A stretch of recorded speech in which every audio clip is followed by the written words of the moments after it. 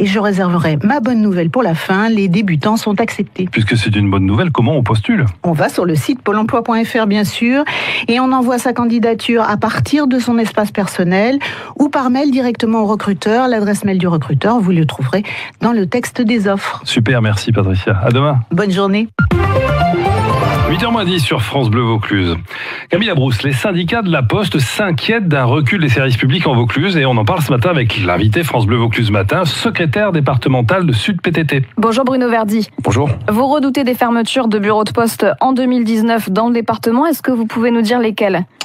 Alors, on a une liste non exhaustive de bureaux qui vont fermer cette année. On pourrait parler de Carpentras-Boutique, Orange, Aristide-Briand, Courthézon, Roussillon. On a une nouvelle annonce d'hier qui nous fait être inquiets sur la fermeture de Saint-Ruf à Avignon. Donc voilà, la liste est longue et malheureusement incomplète. C'est officiel et irréversible selon vous ?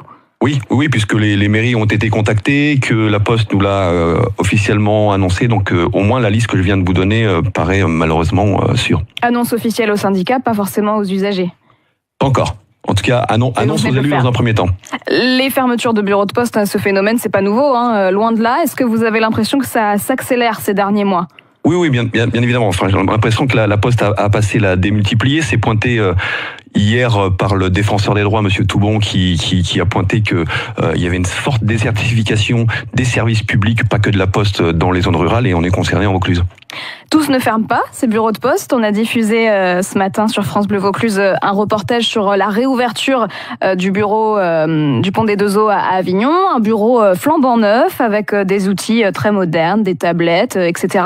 Tout n'est pas si noir donc. Non, enfin, on peut que se féliciter de moderniser un bureau de poste. Malheureusement, on espère juste que ça ne se fasse pas au détriment d'autres que l'on fermerait. Et sur Avignon, si on devait fermer Saint-Ruf, moderniser Pont des Deux Eaux, c'est très bien, à condition qu'on n'en ferme pas d'autres. C'est tous ces outils modernes, ça veut dire moins de présence d'agents physiques dans les bureaux de poste. Ça, généralement, c'est ce que dénoncent les syndicats. C'est une réelle difficulté pour ceux qui ont des difficultés avec l'outil informatique ou le numérique en général.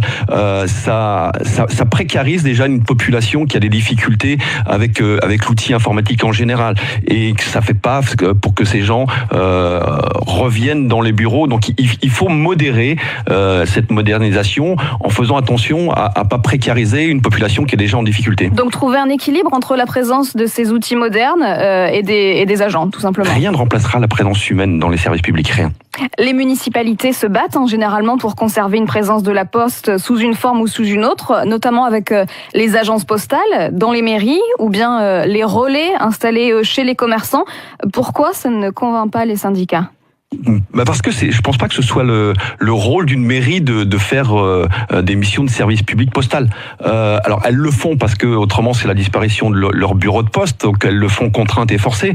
La Poste leur présente un diagnostic dit partagé, qui n'est partagé par personne sauf par la Poste. Qu'est-ce que ça veut dire un diagnostic partagé ? On présente aux mairies une fréquentation qui est bien sûr à la baisse, des services qui seraient beaucoup mieux desservis si les mairies ou voire un commerçant les prenaient à leur charge.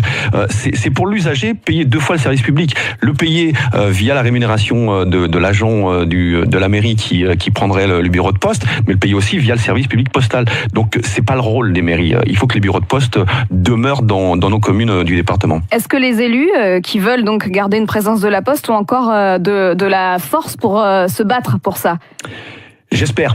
Est-ce que vous trouvez une oreille attentive ? Question subsidiaire. En tout cas, on va les solliciter prochainement en vue des annonces qui ont été faites pour voir comment on peut s'organiser ensemble. On l'a fait dans des communes comme Châteauneuf-de-Galagne il y a pas si longtemps que ça. Il y a pas de raison qu'on puisse pas trouver un terrain d'entente avec eux pour essayer de résister. À l'heure de la dématérialisation dont on parle tout le temps, est-ce qu'une présence identique à celle d'hier est toujours en fin de compte justifiée ? Oui, c'est l'argument qui nous est servi assez fréquemment, bien évidemment. Certainement que non. Mais il faut aussi penser aux populations qui sont en difficulté et qui n'ont pas accès au numérique, parce qu'on a quand même des zones blanches dans notre département sur le numérique. Il faut penser à ces populations-là et penser aussi aux personnes âgées, aux choses comme ça, qui elles ont des difficultés avec cet outil. Et à l'heure du grand débat national qui se termine en fin de semaine, l'accès aux services publics, c'est l'un des thèmes qui a été très récurrent au cours de toutes ces semaines de débat. Merci Bruno Verdi, représentant secrétaire départemental de Sud PTT en Vaucluse. Bonne journée à vous. Merci, au revoir. France Bleu Vaucluse. France Bleu. La circulation dans quelques secondes avec des routes vauclusiennes bien chargées.